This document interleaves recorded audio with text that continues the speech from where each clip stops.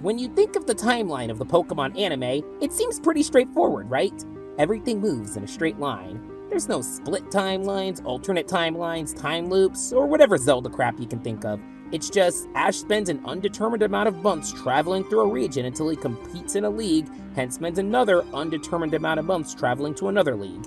The show also has strong continuity, with previous episodes being referenced frequently, so you know everything is happening in order and not randomly or in a vacuum. No one really goes at the timeline of the anime beyond questioning if Ash is aging or not, or how many months each gen is taking. But what if I told you there was an episode tucked right into the 9th season that made me question things? An episode that did things that may have affected the timeline of this very show and becomes crazier the longer you think about it. An episode that made me wonder if it changed the course of previous episodes. Maybe it changed the timeline for the worse, or maybe it was a time warp that healed all wounds.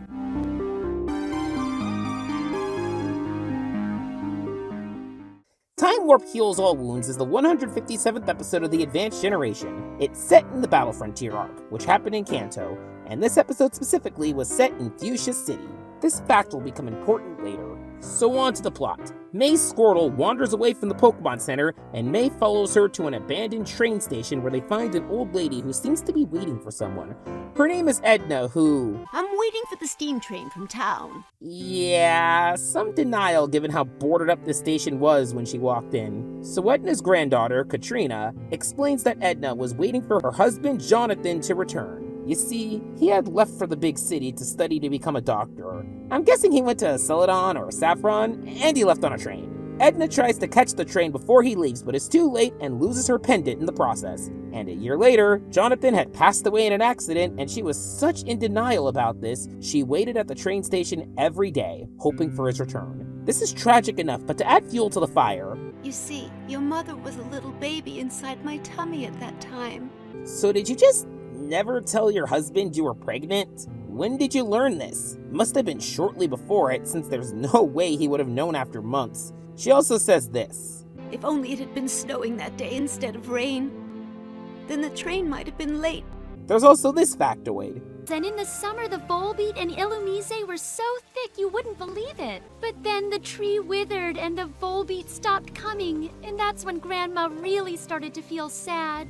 I'm mostly establishing all this for later. Also, hi Meowth. Yeah, Team Rocket had decided to split up and trap them, and Meowth got caught up listening to this. We also learned that May's Pokemon egg is about to hatch, and they don't have a real nursery at the center. And this is what leads to one interesting thing I've noticed. So as mentioned before, this episode is set in Fuchsia City, which is a location in the games that has a gym and the Safari Zone. And you see throughout the beginning of this episode that Fuchsia City in the anime isn't in the best shape. It's not completely run down, but you see a lot of empty buildings, a withered tree, an abandoned train station, and not too many people in general. This may seem odd, because if you recall, Ash has the Fuchsia Gym badge and caught 30 Tauros in the Safari Zone. Surely the town didn't look that bad when he was here in Season 1. And then you remember that Ash never actually went to Fuchsia City in Season 1. The gym and Safari Zone were in the middle of nowhere or in the middle of the woods with no city in sight. Now, the city may be kind of close by, but it's clear these locations aren't within the city limits. And given how not in the best shape the city is, I have a bit of a theory that the state of this town made it not the best location for the gym and uninhabitable for the rare Pokemon in the Safari Zone that they had to relocate. It would also help really give a reason for how empty the town looks, since this gives trainers and tourists less of an incentive to go here. The Pokemon Center is still here because that's more of an essential business you need to open in more towns,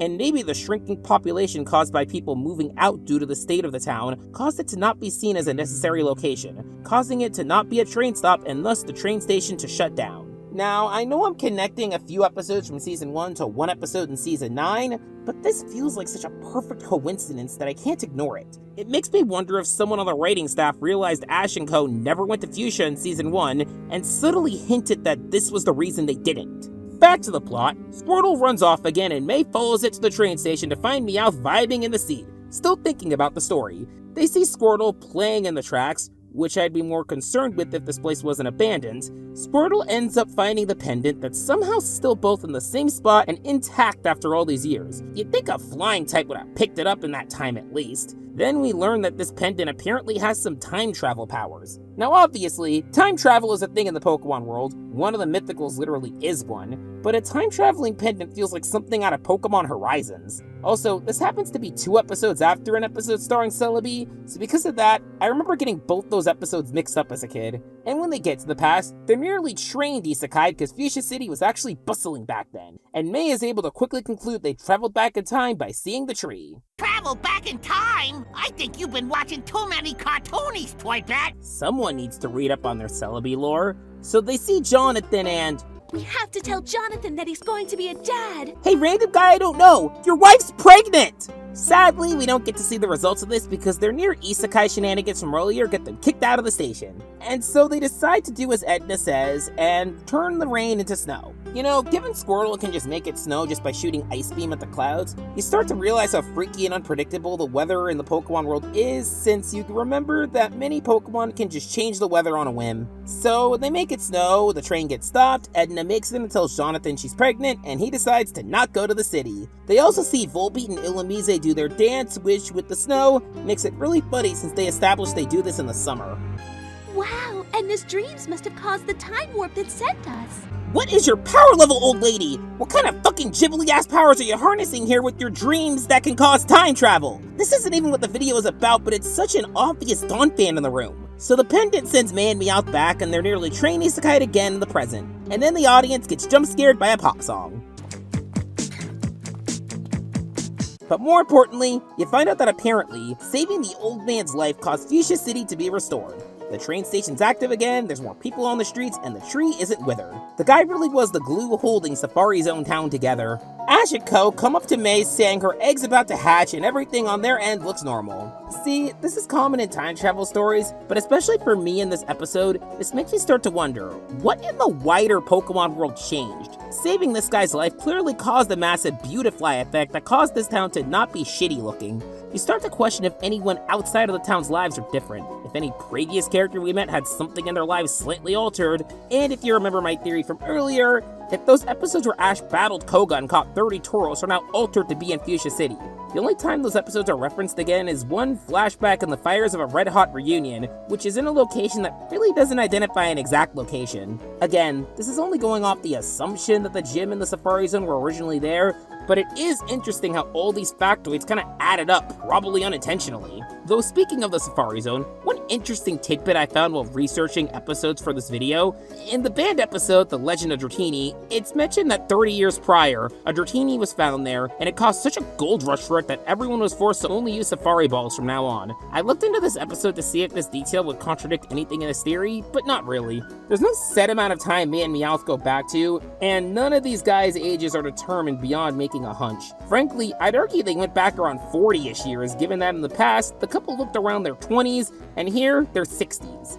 Just putting this here so I have all my bases covered. Also, May's Eevee hatches, which feels pretty small potatoes compared to the casual time travel that happened here, but we do know that Jonathan is still alive and well, and there's now a nursery. As an aside, does everything in the beginning of this episode just fade away now? If May were to ask Ash and Co about the beginning of this episode, would they be confused? There's a lot of questions this episode does open up given how everything beyond what changed in the town is very brushed aside. But theory crafting aside, I really enjoyed this episode. You do feel for the old lady for what little time you spend with her, and I just love a good time travel story. And the fact that this episode raises so many questions is exactly what makes it so fascinating to me. It's like a bunch of factors of the show up to this point just added up to create a Pandora's box of questions. Only other instance I can think of for the show to do that is in the 4th movie, which might be another fun thing to look at for the style of video. Until then, see you next time!